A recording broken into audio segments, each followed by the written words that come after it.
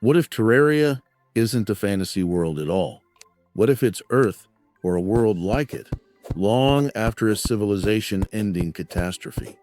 The signs are everywhere if you know where to look. Today, we're diving into the theory that Terraria is actually a post-apocalypse world, and the peaceful little pixel game we love hides a broken, forgotten past. Let's start with what's obvious. The world of Terraria is scattered with ruins. There are ancient temples, broken dungeons, sunken labs, and biome chests sealed with magic. But who built these structures? You didn't. The NPCs didn't. They were already there, relics of a time long gone. The dungeon, for example, holds powerful weapons, undead guardians, and even cursed spirits. Why would a fantasy world need prisons with that kind of security? Unless they were trying to contain something dangerous, something that ended everything. Then there's the technology. Terraria is supposed to be a medieval-style sandbox, right? So how do we explain things like jetpacks, laser guns, the Meow-Mere, a sword that shoots exploding cats, or even the Martian invasion? Why are there space creatures attacking you in a world of forests and slime? Why do NPCs like the mechanic or the goblin tinkerer have access to advanced tech? This isn't just magic. It's leftover sci-fi technology from a fallen society. Let's talk about the NPCs. They're not just random characters. They feel like survivors, people trying to rebuild something, slowly, awkwardly. The Dryad speaks of balance returning. What balance? The arms dealer and demolitionist casually sell explosives and guns. Why would that be normal? Even the steampunker sells futuristic machines and portals. What era is this even supposed to be?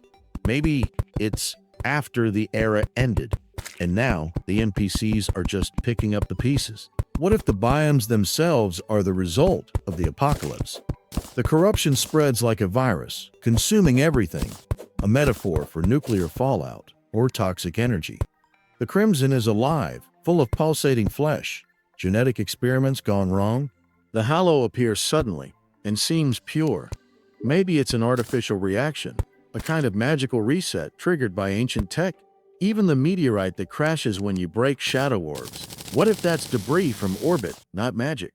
The world feels unstable, unnatural, almost like it's recovering from something we can't remember.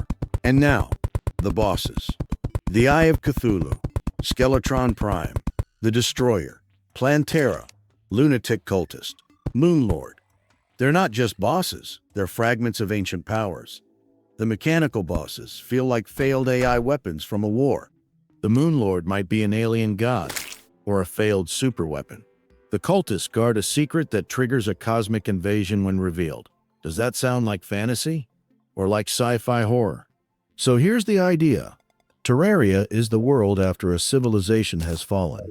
You, the player, are the new cycle, discovering remnants of what once was. You use fragments of past magic and technology to rebuild, but in doing so, you may awaken the very thing that destroyed the world before you. The true enemy might not be the Moonlord or the Crimson.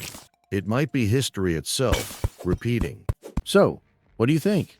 Is Terraria actually a post-apocalyptic world, hiding the ruins of a fallen age? Have we been rebuilding the pieces of a lost civilization this whole time? Let me know in the comments. And if this theory blew your mind, drop a like, subscribe, and turn on the bell. There's more darkness hiding in Terraria than we ever imagined. And I'll be here to uncover it, one theory at a time.